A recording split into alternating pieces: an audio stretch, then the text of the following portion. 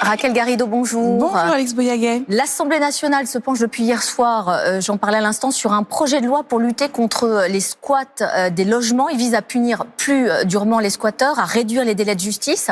Est-ce que c'est pour vous une loi qui peut fabriquer des SDF ?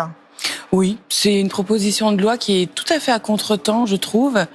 Il y a aujourd'hui 300 000 personnes en France qui sont à la rue, dont 42 000 enfants. Il y a parallèlement à ça 3 millions de logements vides. Et évidemment, avec l'inflation, avec les prix d'énergie qui montent, on peut rationnellement penser qu'il y a des gens qui vont se retrouver en difficulté, des nouvelles cohortes de Français qui vont avoir du mal à choisir entre payer le loyer, payer l'énergie. Et donc, je vois pas bien l'intérêt de pousser les gens encore plus à la rue, surtout là, à la période hivernale. Mais est-ce que c'est aux propriétaires de gérer les problèmes sociaux et économiques de leurs locataires ? Alors, pas en principal, absolument. C'est d'abord à l'État, à part des constructions, notamment de nouveaux logements. Nous, on propose la construction de 200 000 nouveaux logements par année. Cependant, il ne faut pas non plus avoir une vision idéalisée du propriétaire, du pauvre propriétaire dans le logement serait squatté. Aujourd'hui, vous avez 3,5% des ménages qui possèdent la moitié de tout le parc locatif privé. Oui, mais et cette loi, si et surtout, ce qui est très important, c'est que cette proposition de loi Renaissance, en fait, vise à étendre le concept de domicile, ce qui fait que, par exemple, une entreprise qui va avoir des logements vides va pouvoir se prévaloir de cette loi macroniste pour empêcher un squat. Je vous entends, mais certes, il y a des locataires en difficulté, mais il y a aussi des locataires qui peuvent être de mauvaise foi, justement parce que les délais de procédure sont très longs et puis qui se disent, on va en profiter. J'ai regardé les délais de procédure, parfois ça peut être de 2 à 4 ans avant de réussir à expulser des squatteurs. Et la solution, c'est pas de se priver tout au tout du juge. Et c'est quand même ça l'idée des macronistes, c'est de dire, on va sauter l'étape du juge, on va aller directement à une expulsion forcée. Et il y a des cas, moi par exemple, je vois à Drancy, chez moi, j'ai un fonctionnaire municipal qui s'était vu attribuer un logement dans une école parce que c'était son droit, il était employé. Il est rentré en disgrâce avec la mairie du couple Lagarde, là, et ils veulent l'expulser. Bon, vous voyez, c'est des situations grises comme ça où des fois, oui, mais ça, c'est vrai que il y a des abus. Oui, mais il y en a beaucoup. Il y en a beaucoup à des abuseurs. Certains propriétaires qui étaient obligés, par exemple, de dormir dans une voiture parce qu'ils n'arrivaient pas à récupérer leur logement. C'est typiquement des cas. Vous pouvez comprendre que c'est révoltant pour. Voilà. Et il y a aussi des propriétaires qui peuvent être modestes. Bien sûr. Oui, alors justement, c'est ça aussi qui est un peu faux. Aujourd'hui, il y a 170 squats. En 2021, il y en a eu 170. L'essentiel a été résolu. L'essentiel a été résolu. Alors c'est vrai qu'il y a des cas un peu médiatisés, mais franchement, je trouve que de faire une proposition de loi pour ça, alors qu'on a des gens, je répète, il y a 42 000 enfants à la rue là aujourd'hui en France. Il y a plus de 600 personnes par année qui meurent de la rue. On en meurt d'être dans la rue. Donc aborder la question du logement sous l'angle de quelques cas médiatisés, ça me paraîtrait c'est très CNews en fait. Concrètement, le projet de loi, il veut alourdir les sanctions pour quelqu'un qui occupe indûment un logement. Jusqu'à 3 ans de prison, 45 000 euros d'amende. En l'occurrence, c'est la même peine pour un propriétaire de logement squatté qui veut faire changer ses serrures. C'est quand même pas juste. En l'occurrence, les gens qui changent les serrures vont pas en prison. En revanche, vous allez mettre en prison des gens pauvres qui ne peuvent plus payer leur loyer. Il y a déjà 72 000 personnes en prison, Alex Bouyguet. On est en surpopulation carcérale. L'idée de vouloir envoyer les pauvres en prison, enfin, je répète, on est quand même, les gens à la maison le savent, là. En janvier, tout le monde va avoir des choix cornéliens à faire sur où mettre l'argent. Est-ce que c'est dans le loyer?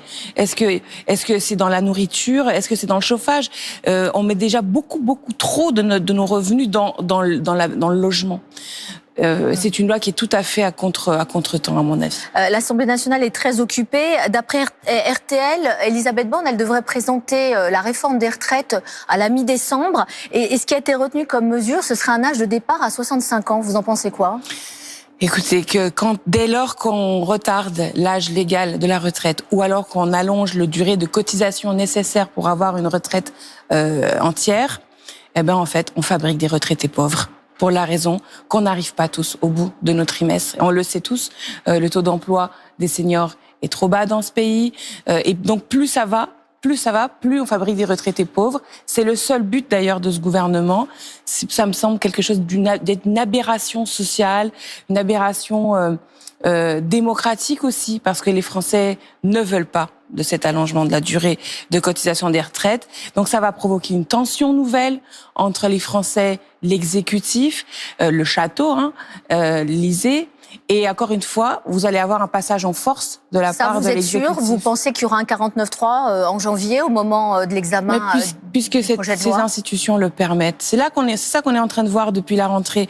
6e 49.3 dégainé, comme on dit, c'est la formule adéquate vendredi soir par Elisabeth Borne. C'est dingue, c'est-à-dire que on est quand même dans une configuration où le président n'a pas de majorité à l'Assemblée nationale. On peut penser que ce qu'on en veut de tout ça, mais c'est une réalité qui est sortie des urnes. Alors quand on s'y met tous, de tous les bancs, et qu'on arrive à faire adopter des mesures majoritairement, la taxe sur les super profits, le financement de la rénovation thermique des bâtiments, pour prendre que ces exemples-là, mais il y en a eu plein d'autres depuis cet été, le gouvernement dit ah ben non, 49.3. Et le problème au fond, c'est que c'est la Constitution. Moi je le dis souvent à celles et ceux qui m'écoutent. Au bout du bout, il va falloir sortir de ces institutions-là de la monarchie présidentielle. Il va falloir pacifiquement qu'on passe à la 6e République. C'est le projet de Jean-Luc Mélenchon. C'est le projet, je pense, au-delà de Jean-Luc Mélenchon, je pense que ça devrait être notre projet à tous. Parce que cette confrontation où sans cesse, nous, on arrive démocratiquement. Quand je dis nous, c'est la majorité des Français. Et puis on se retrouve avec un château qui abuse de ses pouvoirs. Il a le droit de faire le 49.3, donc il dégaine, comme vous dites, comme on dégainerait un revolver. C'est pas supportable. On sent que ça bouge du côté de la NUP. Ça a bougé chez les Verts. La probable nouvelle secrétaire d'État, secrétaire nationale des Verts s'appelle Marine Tondelier. Elle veut que l'écologie politique devienne le moteur de la NUP. Ça veut dire quoi? Est-ce que c'est fini l'hégémonie des Insoumis? L'écologie politique est au cœur du programme de la NUPES.